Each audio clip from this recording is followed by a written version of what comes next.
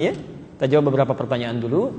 Materi yang ketiga selanjutnya tentang cara setan ya, meresapkan iri hati dan jenis-jenis penyakit iri hati. Sebelum kita ke sana, kalau masih nanti ada waktu, kita coba jawab dulu beberapa pertanyaan yang masuk. Kalau Anda ada yang mau bertanya, kami persilakan dulu. Nanti kita teruskan ya. Saya baca satu ini dulu Pak, baru nanti ke Bapak.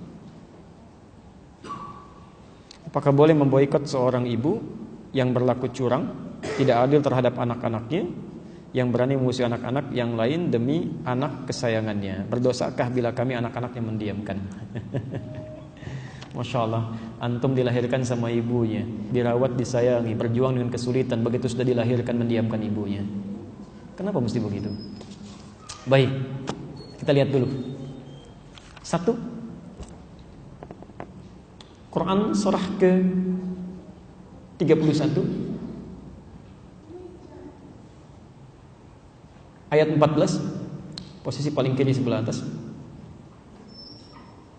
Quran surah 31 Luqman ayat 14.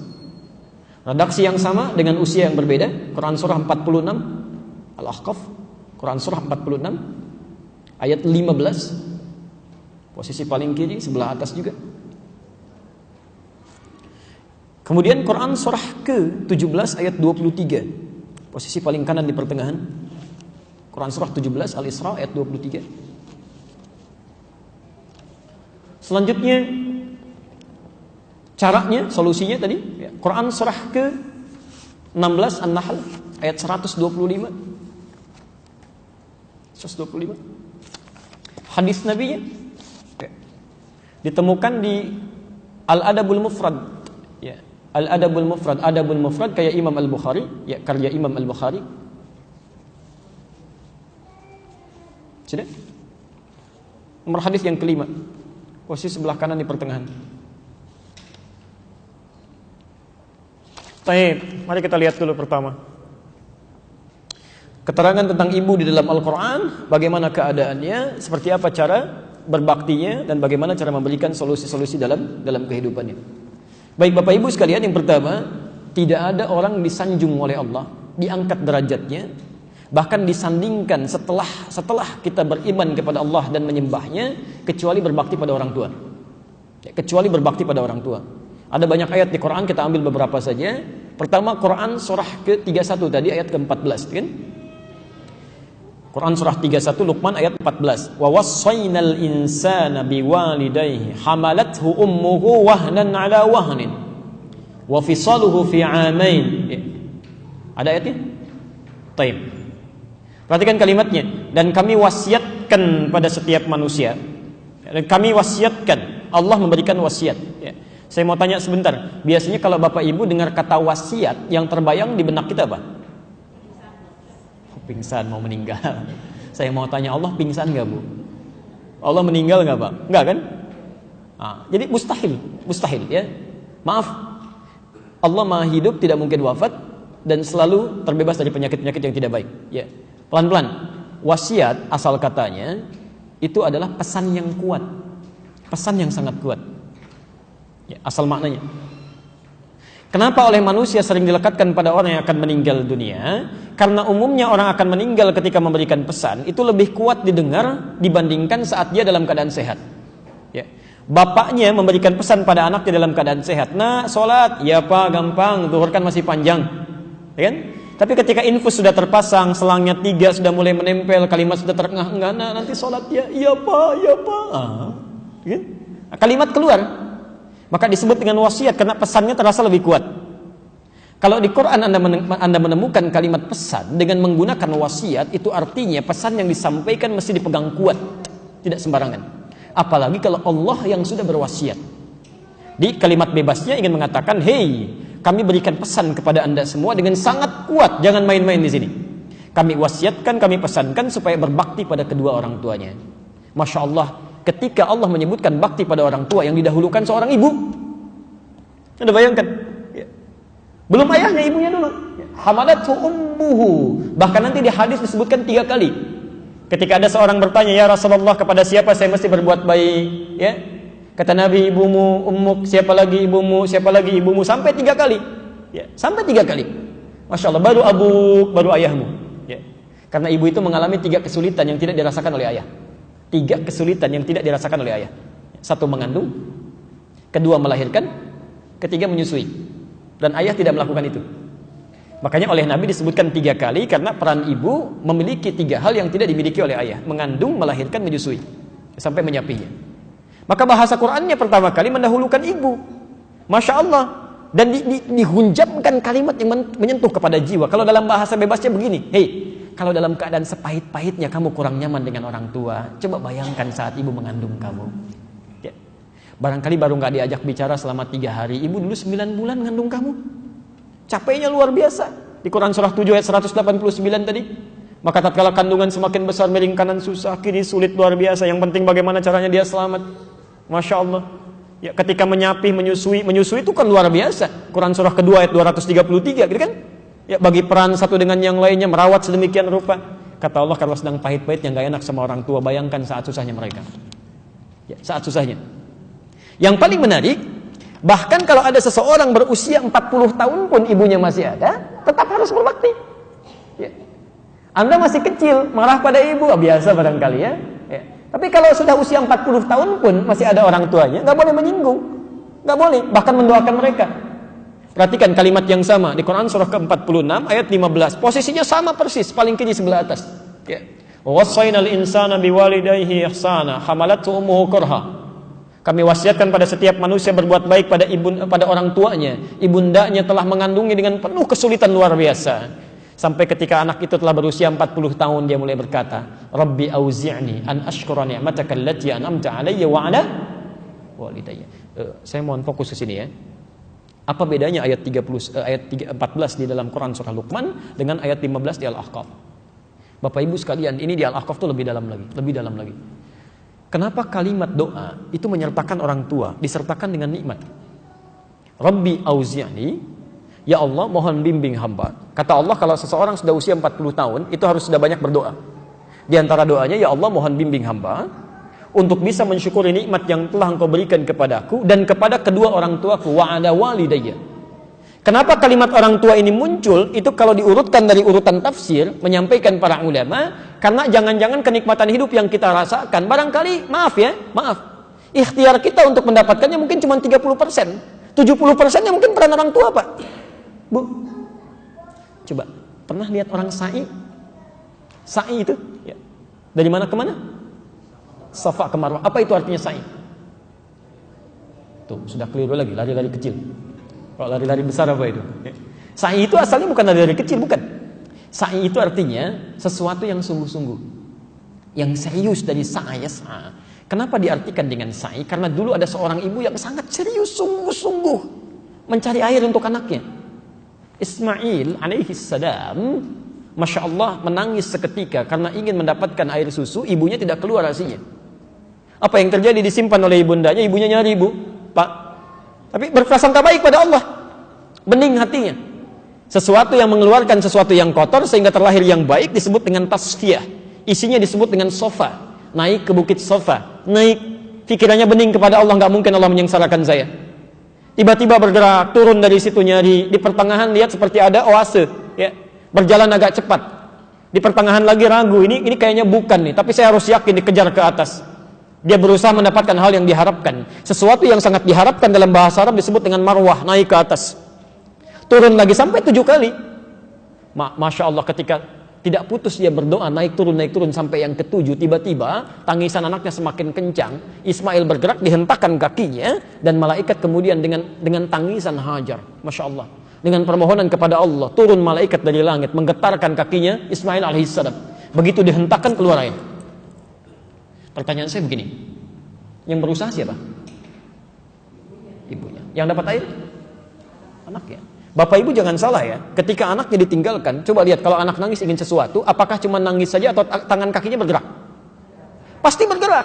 Di saat ditinggalkan ibunya, tangan kaki itu bergerak juga, cuma air gak keluar. Baru setelah ibunya bolak-balik tuh, naik ke atas, turun lagi, nangis, capek, mohon, baru keluar itu. Yang usaha ibunya, yang dapat anak cuma menghentak aja keluar. Ya. Barangkali antum sekarang nih, yang rumahnya cukup luas, kendaraan cukup banyak, segalanya nikmat. Barangkali antum itu usaha cuma 30%. Tuh ibunya dulu yang nangis malam-malam, yang berdoa itu, ya, yang sampai kepada arsy, ya Allah, kalau hamba harus seperti ini, jangan sampai anak saya begini, ya Allah. Ya, bapaknya barangkali bawa cangkul, peluh keringat luar biasa, memohon kepada Allah, ya Allah, kalau saya cuma singkong dibagi 16 orang, dibagi 10 orang, jangan sampai anak saya, ya Allah, minta. Barangkali itu tuh yang nyampe sekarang. Ya. Maka kata Quran, kalaupun sudah ada usia 40, ada yang gak enak-enak dikit, Masya Allah, ingat-ingat tuh. Ya. Ingat-ingat hal seperti itu. Bahkan yang paling menarik di Quran surah 17 tadi ayat 23, itu kalimatnya, wah, tegas sekali di situ. Ya. Fala taqul lahuma uff. Bahkan untuk mengatakan, jangan. Apalagi mendiamkan. Kenapa harus diboikot, kan? Kenapa harus diboikot? Tapi pelan-pelan. Nah, sekarang bagaimana cara berdakwahnya? Bagaimana cara berdakwahnya? Kalau ada seorang ibu, orang tua kelihatan seperti mengistimewakan yang lain, sementara yang lain seakan seperti terabaikan. Ya.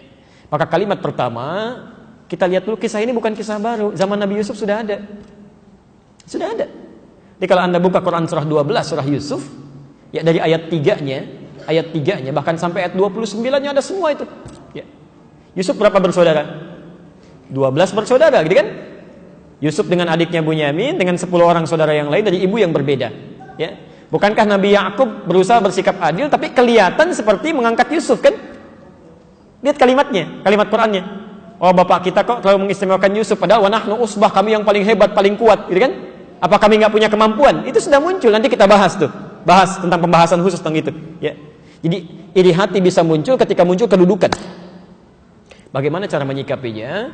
Nanti caranya ada di Quran surah ke-16 ayat 125. Ya. Ud'u ila sabili rabbika bil hikmah. Ajak pelan-pelan.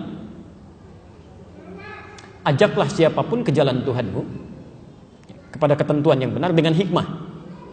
Hikmah. Wal mau'izatil hasanah. Kemudian baru nasihat yang baik, kata-kata yang baik. Ingat, hati-hati ya, sebelum bicara sesuatu hikmah didahulukan. Nanti kalau terjadi diskusi yang hangat, wajadilhum billati hiya ahsan, dan diskusilah dengan santun, dengan baik. Pelan-pelan. Di kalimat Quran yang pertama, kalau Anda menemukan persoalan seperti ini, maka ketengahkan dulu hikmah. Hikmah. Hikmah itu dua artinya. Dua, ya. Satu, al-isabatu fil af'al wal aqwal wa wad'u kulli syai'in fi mawadhi'i. Kesesuaian antara perkataan dan perbuatan. Kesesuaian antara perkataan dan perbuatan. Kesesuaian antara perkataan dan perbuatan yang melahirkan pandangan yang positif. Kesesuaian antara perkataan dan perbuatan yang melahirkan pandangan positif, yang baik. Saya mau tanya begini. Kalau kepada ibu dan bapak harus berbakti tidak? Antum tahu harus berbakti, tapi sikap kita tidak menunjukkan itu. Berarti nggak sesuai. Ya. Jadi kalau misalnya maaf ada orang tua demikian, barangkali itu ladang ibadah kita di situ. Ladang pahalanya di situ. Orang lain nyari-nyari pahala sampai keluar, antum dikirimin pahala ke dalam. Kenapa nggak diambil? Maka keluarkan hikmah. Ketika Quran mengatakan berbakti pada orang tua, nah ini mungkin lahan dakwahnya.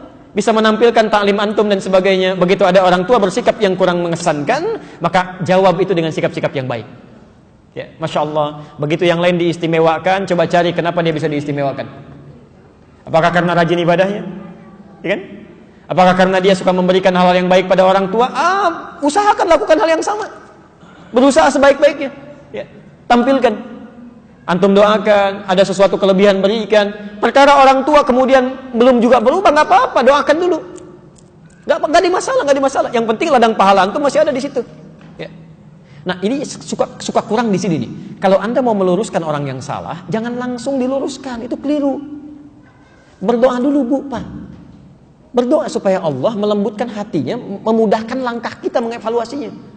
Ya. Ini suka keliru nih, ada orang salah tiba-tiba langsung dibenarkan. Itu kurang tepat. Ya, adab Qur'annya bermohon dulu kepada Allah. Saya kasih gambaran gini. Oh, kenal Fir'aun? Kenal di mana? Itu ada di Qur'annya.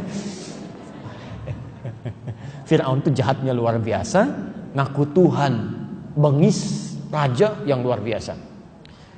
Tapi Allah sayangnya, Masya Allah, sayang benar sama Fir'aun tuh. Ya, sebelum nyawanya sampai di kerongkongan, dia tidak boleh bersikap seperti itu, harus kembali kepada tuntunan yang benar. Saking sayangnya ibu bapak sekalian, dikirimkan 2 nabi. 2 nabi itu, kita aja cuma 1. Kita cuma 1, Nabi Muhammad SAW, sampai hari ini gak pernah lihat lagi. Gak pernah kelihatan. Dulu Firaun dikirimkan 2 nabi, kelihatan di depan matanya, mukjizatnya ada. Ya.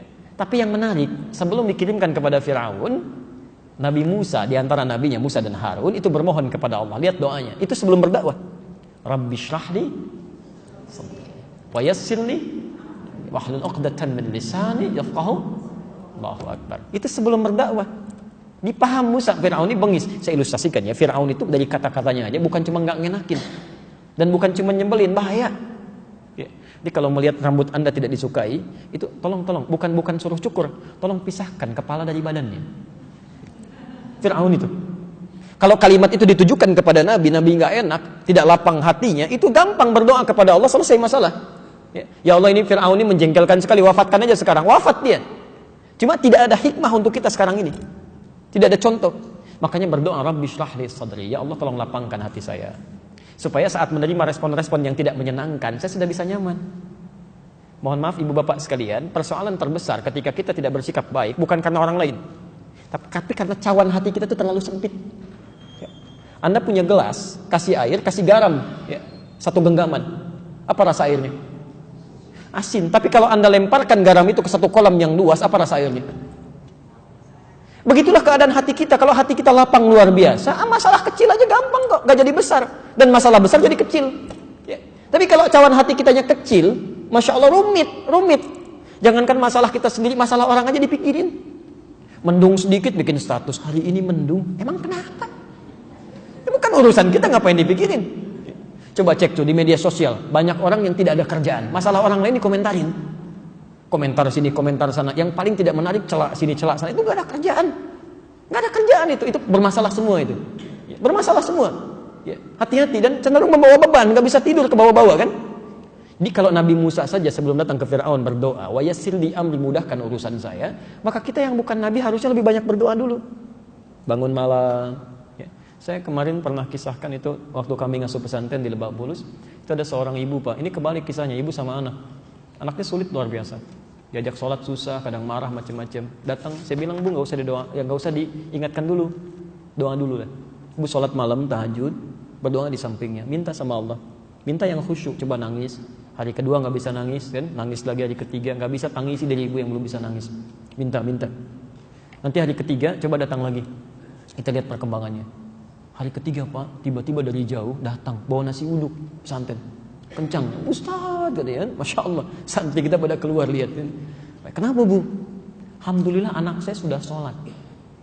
Ternyata di malam ketiga setelah berdoa itu, ternyata anaknya bangkit dipeluk ibundanya, nangis luar biasa. Maafkan saya Ma, katanya, saya menyakiti Mama sampai menangis tiap malam saya dengar itu. Saya bukannya nggak mau sholat, tapi dari dulu, ini poinnya, Papa sangat sibuk, Mama juga begitu. Jadi saya simpulkan untuk ngapain sholat, teman-teman juga nggak sholat, biasa aja sekolahnya, kan? Akhirnya mulai sadar, dia belajar, bahkan ditunjuk santri kami untuk mengajari. Sampai sekarang bukan cuma sholatnya yang bagus, mulai menghafal Quran. Sudah berapa juz luar biasa itu.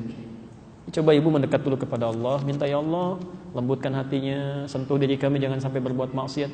Karena ridha Allah pun diturunkan pada ridha orang tua. Tadi sudah disebutkan hadisnya ya di Al-Adabul Mufrad nomor hadis yang kelima, ya kan? Ridha Allahi fi ridhal walid wa sukhtillahi fi sukhtil walid. Ridha Allah akan turun pada ridha kedua orang tua, demikian murka Allah diturunkan pada murka orang tua. Karena itu saya mohon maaf kalau ada sikap yang kurang baik, sesungguhnya posisikan sebagai ujian untuk mendapatkan pahala. Kapan lagi dapat pahala seperti itu? Gak usah nyari-nyari. Masya Allah, orang nyari-nyari keluar, antum ada di dalam. Ya. Gak enak biasa, karena setiap ujian itu jarang mengenakan. Ya, justru yang paling berbahaya itu ujian yang terasa enak. Ya. Awas, hati-hati, peningkatan harta itu ujian. Peningkatan kedudukan itu ujian. Sama halnya dengan yang kehilangan itu ujian. Jadi jangan dikira kalau antum sedang meningkat harta benda itu aman dari ujian. Tidak, kadang-kadang suka lupa di situ. Ya. Saya ke Bapak dulu, silakan Pak. Kalau Al-Baqarah ayat?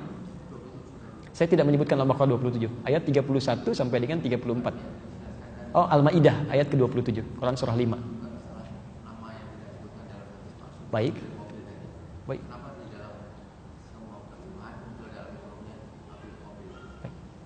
Tadi yang saya sampaikan. Jadi Jadi yang pertama Bapak Ibu sekalian, pertama terjemah itu tidak mewakili makna Quran keseluruhannya, hanya memahamkan keumuman saja. Tapi di antara terjemahan-terjemahan itu, jangankan di terjemahan Pak, di buku-buku tafsir pun itu ada disebutkan.